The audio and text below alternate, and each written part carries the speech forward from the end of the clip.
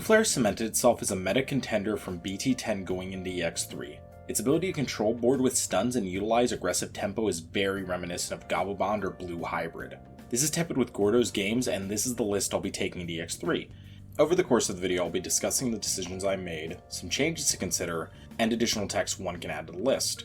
Furthermore, I'll be briefly going over some of the matchups and little things I found here and there from my time testing. Starting with eggs, I'm on 4 Upamon and 1 Bebidamon.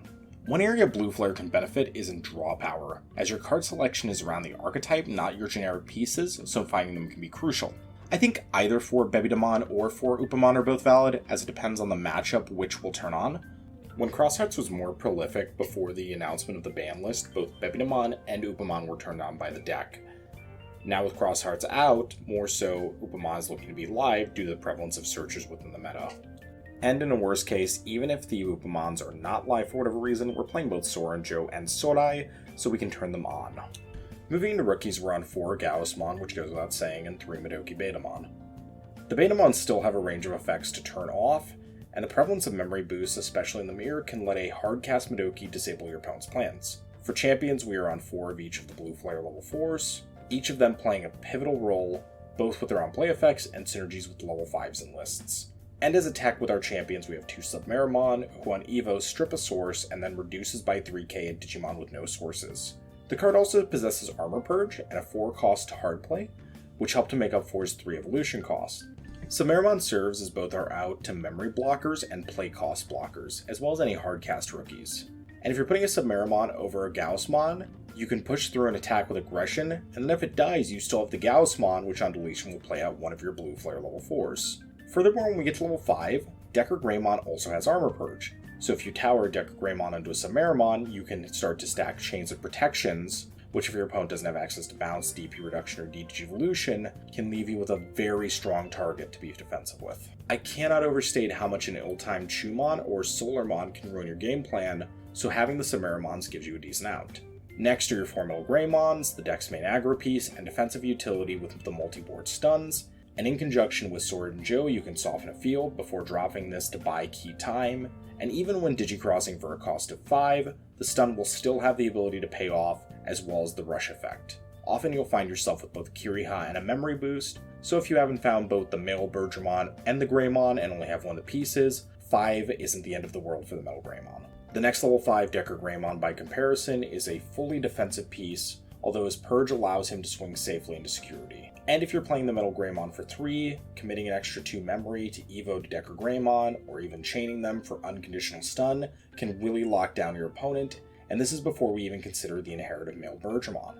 I've seen lists reducing Decker Greymon down to 3, and I don't agree with this. 4 of it is important as it is your best tool for fighting Gaiomon, and the unconditional stun allows you to respond if your opponent plays around you by only keeping 1 body to board. However, if they go wide enough, we are on 2 Death Exmon, which is invaluable to a variety of matchups and also poses a decent buy for security. Otherwise, our biggest DP is the 10k Decker Greymon, so having its body and security can be extremely helpful. I've often found myself dropping the Death Exmon for 5 memory, and if I have a Kiriha and memory boost on board, it allows me to still retain turn and extend my plays, which is a great feeling if you're in a matchup against something like, say, Dark Knightmon or Jesmon. Looking at options, we're on 4 Blazing Mem Boost, an exceedingly powerful card acting often as a +2 that can also be redeemed later, making up for its awkward play cost.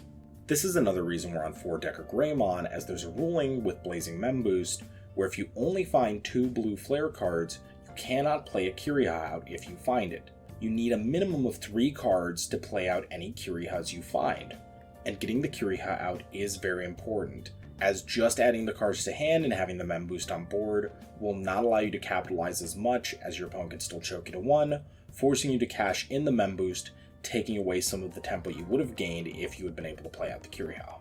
Moving into our defensive utility, I've landed on Plasma Decker Launcher. It's able to reduce its memory cost to 5 if your opponent's 2 or more Digimon and bounces a level 6 or higher. However, in security, it's just a Cocytus Breath, and when we talk about competing removal later, but as so, I prefer Plasma Decker Launcher to Rattlestar, which can completely turn off if your opponent goes above level 5 with a smaller board state. Next is Ice Wall, and that card goes without saying. It's often best to hold this until the last moment to buy you the turn you need to assemble your Alpha Strike, and if it's in security, just being a Hammer Spark isn't bad at all. We just got a new tool in the form of Sorai, which serves a similar stalling purpose and has been hyped up leading into the EX3 format. Stripping from the top is critical in our worst matchup, Metal Garurumon X, and going forward deep can hit critical targets. Also looking at other tower decks like Gaiomon, we can strip things like the BT8 Metal Greymon, or if we're going up against something like Armor Rush, we can strip those armors in a Magnamon X stack. The ability to limit attacks from Digimon without sources can let you use your Soras and Joes to cripple your opponent's board, but I'm staying on 2 currently until further testing, as the play cost is awkward at 4 memory. I'm also on 2 blue memory boosts, which serve as additional starters, and are able to find non-archetype targets like Madoki or Submarimon. Furthermore, there are times you only have a Kuriha, and if you only have that 3 memory to work with, this can help you dig for a game-saving Metal Greymon or Decker Greymon to stun.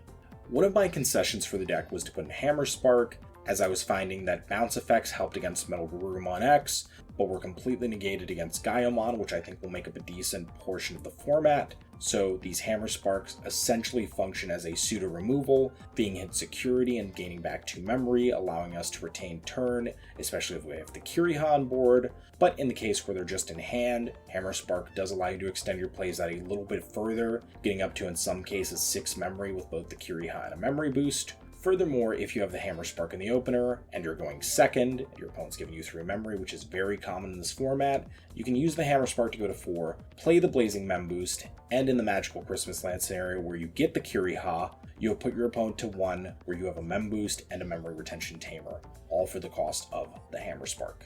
Although, with a caveat, if I find in testing that Sorai is too valuable to keep at 2, I would see one of these Hammer Sparks as a very good target to cut. Looking at our Tamers, 4 Kurihas is a complete lock, and to supplement that we have 2 Sora and Joe. With the X antibody option running around, sometimes they can get a little bit inhibited in their ability, but with the relevance of hardcast Digimon that you can also stun, Sora and Joe is very likely to come up. It's also an extremely valuable target for Blackboard Greymon to pop, which means you can put your opponent in bad situations where they have to make decisions that may not be favorable to them, saving your Digimon underneath the Kuriha, and letting your Sora and Joe sit there, forcing your opponent to blow up one or the other, allowing you to gain back some form of tempo. And finally, with the presence of Sora in the list, it's very easy for us to turn the Sora and Joe on. Blue Flare needs Tamers to save the materials underneath, and for this reason I feel like 6 is a sweet spot, allowing you to reasonably establish at least 2 Tamers, especially in the Blackboard Greymon matchup where your opponent is likely to blow up at least one of them before the round is over. I feel like this is a solid list to take in the incoming meta, however Blue Flare is an adaptable deck and there are some solid techs to be considered, and in no particular order. You can splash in 2 Magnamon X and 2X antibody options for defensive utility, which can absolutely wall low to the ground decks, and can recover to show up your security for an additional critical extra turn. Rattlestar is an alternative to Plasma Decker, and the bottom decking essentially blanks its target for the rest of the match, and is always 5 memory if need to be cast. EX2 Leomon is another blocker if you have a Tamer, and his death to draw and gain 2 memory can help push turn back over. The starter deck Greymon from ST1 is a Digicross target that can grant an additional security check, and with a play cost of 5 isn't intolerable to hard play. However, unless in a Decker Greymon stack, the Metal Greymon may crumple before finding the second check. And finally, Howling Mem Boost is another consideration if you value stripping sources over finding an additional card over the blue memory boost. Going over matchups a little bit, from my testing I found Dark Knightmon to be one of the easiest matchups, with their best outs being the D-Digivolve effect and the Dark Knightmon X to kill your Kuriha. Otherwise, it's just a case of pressure and stunning. Blackboard Greymon can be more of a toss-up, and it's a game of establishing at least 2 Tamers and assembling your Decker Greymon to stun them. However, now that they're on Omnimon X, it can pose a great problem, but with sufficient chips I find this matchup can be solved. Metal Garurumon X and Grandis serve as some of your worst matchups, and when they promote it becomes a game where your security matters most, but by adding the options mentioned earlier and some early chip, the game can also be taken back. Just know that when you're seeing a Sunamon or a Yokomon egg, don't give them too much time to set up or they'll be able to overwhelm you. Bloom Lordmon is a game of securing your Madoki Betamon for countering both the Lord and the Hydramon, and holding Metal Greymon and Male Bergermon to stun out their wide boards. Death Xmon is also another factor that can prove useful in this matchup. Looking into the future of EX3, Lynx Dragons and Examon are newer decks that will require some more testing, but from my current position the best play is to be aggressive early on, as they require a decent amount of setup. I firmly believe Blue Flare is a solid choice for the duration of EX3, and as the meta shifts, Blue Flare has one of the most diverse card pools to draw from, and with BT11 posed to drop in February, I really feel like Blue Flare is a good deck to commit to for this 3-month period of the EX3 format. But other than that, how's your experience been with the deck? Are you on it? Do you have any techs that I haven't mentioned? How do you feel about the deck? If you're not on it, how do you feel about playing against it? This is Tepid with Gordos Games. As always, have a wonderful day and stay safe.